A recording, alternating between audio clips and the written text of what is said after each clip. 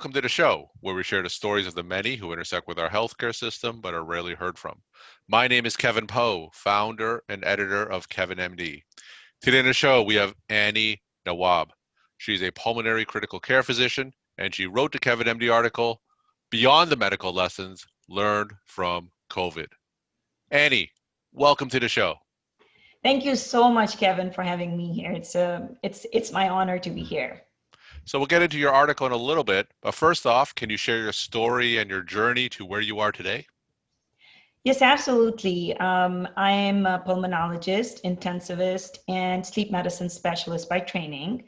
I completed my internal medicine residency along with my fellowship in pulmonary critical care and sleep medicine from University of Tennessee, Memphis. Then straight out of fellowship, I went to Joplin, Missouri, and I was at Mercy Hospital, where I served as an intensivist, pulmonologist, and sleep medicine specialist. In 2014, I got married and moved to Iowa, and now I am the medical director of respiratory and sleep lab at Greater Regional Health in Creston, Iowa. So we are now speaking in the middle of December, and we're in the middle of the latest wave of the COVID pandemic. Working in pulmonary critical care in your hospital, can you share some of the challenges that you're currently facing? I think like rest of the world, pretty much the challenges are the same. It is a little bit more challenging because the hospital setting that I work at is critical access. So it's a smaller hospital setting as compared to the big university centers. So the resources are very limited, and that's how we started. So we had to work with our limited resources that included our PPE, gowns, gloves, ventilators. But very quickly, we were able to come up with protocols for ourselves, what was working very well. We got to experience that firsthand. For example, not every patient needs to be on the ventilator, and we were able to manage much earlier than a lot of hospitals in Iowa. We started high flow oxygen much earlier and showed and saw wonderful results in that. But when our patients get very sick and they come to the point where they need to be intubated and placed on sophisticated mechanical ventilator settings, we transferred them out. So that was a little bit different for me because, of course, with my training, I want to do everything that I have learned. But you have to you have to just make those arrangements. Those sometimes. I mean, I don't want to use the word sacrifice, but that is what sometimes is needed. That you just have to look at your own resources, what you can do the best with that and move forward. Like, as I said, like anybody else, the challenges are very similar, but community setting has its own beauty. Patients love you. They are so dependent on you and they respect your decisions and all. And so we've been there for our patients and rest of our staff, absolutely doing what rest of the America is doing. All right, so let's go into your Kevin MD article, Yes. Beyond the Medical Lessons Learned from COVID. Now, for those who haven't read that article, can you walk my audience through it and share the story of why you decided to write it?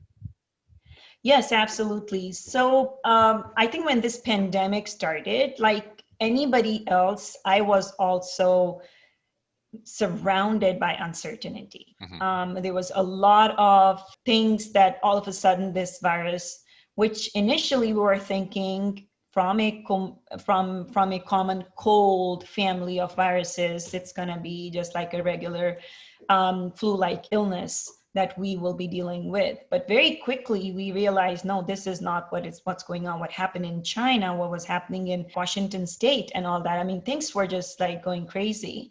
So very quickly started realizing that, we don't have the resources. We don't have very, I will say, usual things that we need, like PPE, gloves, gowns. All of a sudden those things became very scarce to find even. So I think that I was, like any of my colleagues, was surrounded by uncertainty, anger, not knowing what to do, looking at people not responding to the pandemic appropriately. Kevin, I mean, all our life through medicine, as you know, we go through so many different trainings, like, we Hmm. call it as disaster trainings. But, it's kind of so strange that nobody ever prepared us what to do when a pandemic hits. I mean, we read about it, we watch like these movies and all that about pandemic, but we never think that this could happen to us until it happens, right? So that's what happened. All those movies and things that we were reading, it became true. Hmm. So I think it was when you are not expecting and something hits you, you just don't know how to respond. And I think I felt like that, and I started blaming everything to this virus, right? So I was like, okay, if I this is wrong because of this virus, this Hmm. is not happening because of this virus, like all of us do. And that is when I was like, this gotta stop. What's going on with my life? Like, I mean, going to work was scary because you feel, it was just like you just did not know what to expect. People were calling you things like, that you're soldiers, Hmm. superheroes, and I'm like, you know what? No, we have not. What kind of soldier am I? I mean, I'm Hmm. unarmed pretty much. Don't have enough PPE, don't have enough gowns and gloves, and here I gotta take care of all these very sick patients. So the things that I practiced in critical care, the things that I knew always worked for my patients with severe respiratory distress syndrome and all, were not working in these patients. So it was of a lot of surprise. So it just caused a lot of emotions to build up. And I was just browsing through Facebook when I came across, I'm sure you know, my dear friend, Dr. Sunny Smith. She's a founder of Empowering with Women Physicians and a life coach. That she was giving a summer course. And I was like, okay, I had no idea what to expect from the Hmm. course, but I was like, why not? I just knew that there was something wrong. I was just like questioning myself, questioning my passions, questioning why I joined medicine and all of that. And I just knew things had to change. And I was like, I knew that I needed help of some sort. And that is when I joined that course, and the life coaching that I got, it completely changed my Hmm. perspectives. I mean, I was like, no, this is all these things that I'm thinking is all in my own mind. I mean, I'm creating all this. As a physician, how do I respond? So it kept coming back to me, like when my patients code, what kind of role do I take? At that time, I don't panic. At that time, I'm at a most peaceful state because I know so many people are looking up to me and Hmm. a life depends on me. So I just kept thinking about that this is like that scenario. It's that big code but unfortunately, it is this constant code. There's no end to it. But I'm going to let myself worry unnecessarily and paralyze my thought process, or I'm going to be the leader? And I'm going to pick up myself and I'm going to say, okay, sure, this thing is hitting us hard. What can I do different? So I think that that's when all of a sudden, when the vision started changing, my thought Hmm. process started changing, because I knew that, okay, now, wow, I all along, being a physician and all that, did not understand that, wow, I really did have 100% control over my thoughts and my Hmm. feelings, and what can I change for it? So we started doing all these little things. I mean, little time offs, mandatory time offs that came, that initially we were very resistant. We felt that hospital administrators shouldn't do that and all of a sudden felt like a blessing, Hmm. started enjoying family time, Good. and not feeling scared all the time that I was bringing the virus to them. We sat down, my husband and I, we were like, okay, you know what? Sure, we can get a virus. Okay, if we get a virus, what do we do Hmm. next? And I think we started preparing ourselves for it. And I think when you start doing that, our training is like that you feel very different when it comes and attack you in a way.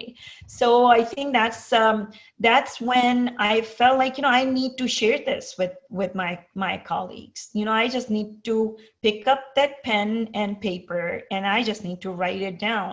All these amazing things that are happening to me, the lessons that I'm learning, that I didn't, that was beyond medicine, Hmm. because we just live on medical lives, Yeah. and that's all we think and breathe is medicine. But like, there's so much more to life than just medicine. And that's when I started writing, and I did not stop. So that's pretty much how I came up with this article. So you're talking about all the conflicting feelings that you had, and then you took this Yes. course, and now you sound like you're more in a state of peace, certainly with Yes. those feelings. How long did that take for you to make that transition? Well, so the course started in July, and it ended in August. And I think that very quickly, like, going through that course, meeting my friends, that the people who I call my friends, were my, physicians and all. I was like, wow, I'm not alone. Hmm. Everybody's going through the similar process. Everybody had similar concerns. Everybody had their own coping mechanism to handle this. And I think that part came very quickly, just like couple of life coaching lessons, which of course, you have to kind of battle with yourself, because you don't want to share your thoughts, your feelings with anybody. You just bottle in everything, because you sometimes, you just be a big person, and you just go there and you're like, I'm gonna just do everything that I've been taught. And I think that's what I was doing. But when I started talking about it, I started realizing, I was like, you know what, I have a control over this, and there's a process. Like everything that we learn, I mean, you got to learn, it just doesn't come to you Hmm. naturally. And I think that's the process that happened. And I would say a couple of months, I started going through process, and it's an ongoing process. I'm not Yeah, going to say that I've learned everything. sure. Every day brings its different challenges, but you know what? It doesn't seem like a challenge. It's just like feel more like a welcoming challenge, I would say, if that's the correct terminology, that, I just feel, okay, well, I can do this. What's the worst thing that's going to happen? I'm not going to do it. Okay. It's okay. I'm a human. I'm going to make mistakes. Hmm. And, I could never say that before, because, like most of us, always running for perfection, and did not realize that actually this is not what we need to Sure. do. Perfection is important, but at the same time, it can become quite toxic, Hmm. because there's just like an endless journey, then it's just an endless run towards it. So I think that now for me, I'm like, okay, if I get my job done, it's okay. It Hmm. doesn't have to be an A job every single time. And if I make mistakes, it's okay, because I'm learning from them.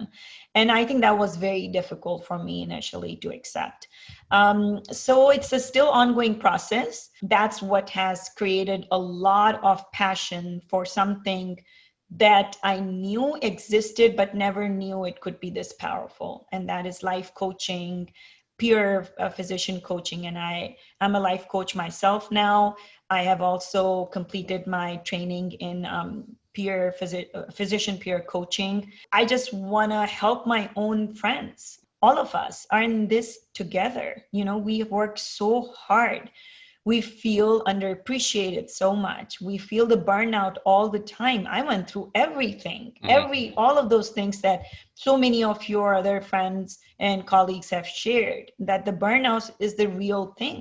So we are going through all that. But question is, we're going to just sit and be victim, or do something about that?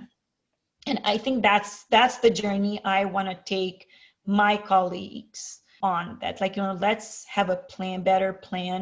Let's not hate something Hmm. that we loved all our life and we continue to, and that's medicine. It's quite sad when I hear how my friends are getting burnt out and they're leaving Hmm. medicine. Hmm. And that's, so I think that before it just is too late, I want to jump in and help all my friends not to dislike or hate the profession that's so amazing, and all, because we need loving physicians and caring physicians and all. But it's a burnout, realizing it and dealing with it. And there are so many amazing ways to do that. We're talking to Annie Nawab. She is a pulmonary critical care physician, and she wrote the Kevin MD article, Beyond the Medical Lessons Learned from COVID. What you said was so right about burnout increasing. Even during the pandemic, physician burnout already was at a 50% rate, and the pandemic has exacerbated that. Now, Absolutely. for those physicians who are burnt out and experiencing the symptoms that you were feeling earlier on, what are your top actionable tips of what they can do right now? No, it's a very good question, Kevin. Because I think that the first thing, my biggest tip will be, please do not feel that you're alone.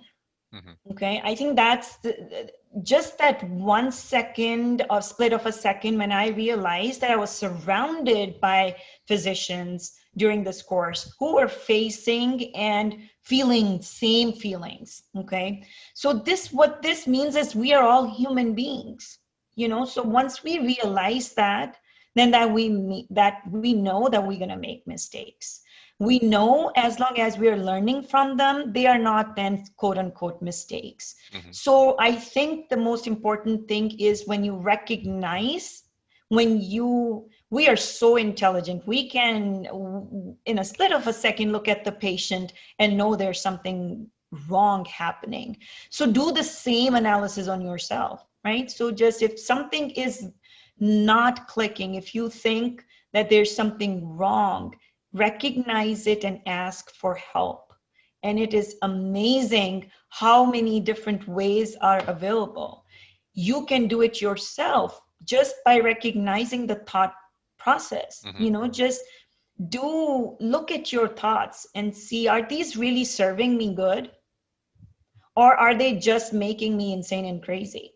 I think it's a very quick answer that comes along. You know what? Yeah, sure, this is a thought, because it is. I once read that, and it's such a beautiful thing to say, that your brain is like this untamed toddler. It just like kind of Mhm. runs around going Yep. crazy, and you just have to find ways how to train it, pretty much. So yeah, we're gonna have insane, crazy number of thoughts, because that's what brain does. But does that mean every thought we have to go and carry out an action? No. And I think when the burnout starts happening, it's a very typical pattern. Everything seems bleak all of a Mhm. sudden. You start pointing fingers at everything except your own self. It is very tough for yourself to say, I could be at fault also. And there is a pattern. And once you recognize that, then that's when you do these thoughts, write it down, find somebody to talk to, and you'll find yourself pretty much coming out of that state. And I'm not saying it's going to get better. I'm not Mhm. going to say all of a sudden you're not going to be tired, all of a sudden you're not going to be exhausted, all of a sudden you're going to be this some superhuman person. No, none of that. Okay, we just recognize, yes, it is happening to us. It's time to take a break. It's time to sit down. It's time to spend time with your loved ones, change our scenery, and then come back to what we can do the best. And my final question, Annie, what's your take-home message that you want to leave with the Kevin MD audience? So I think that there are like a couple of things that I really wanted to, if I may. One lesson, one thing that I want to share is pure with our general public. We please understand that we are not soldiers. We are not superhumans. We are not super heroes. We are human beings. Mhm. We are in this profession for a reason.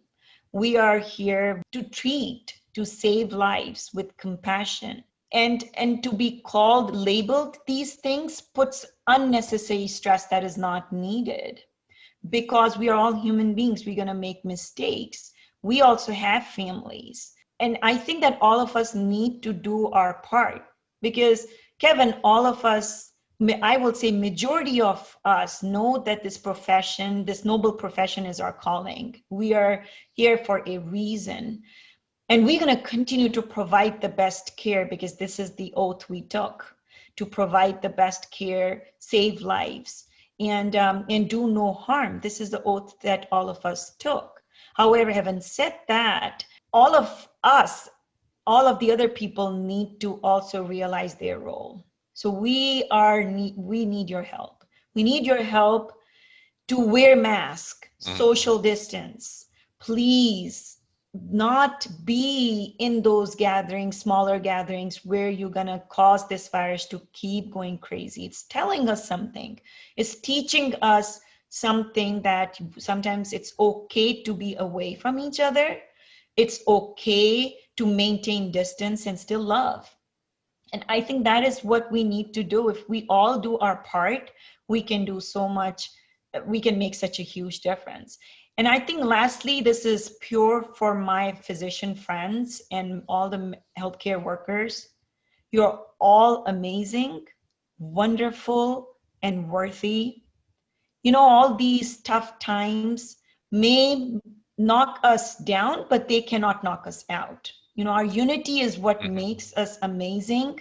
We need to stay in a union. We need to be together in this, and we need to help each other, respect each other, love our lives, and know that, you know, you must take care of yourself before you're Mhm. going to provide the best care to anybody. Annie, thank you so much for sharing your time and Yes, thank insight. you. And thanks again Thank for you being so on the much. show. Thank you so much, Kevin. I appreciate that.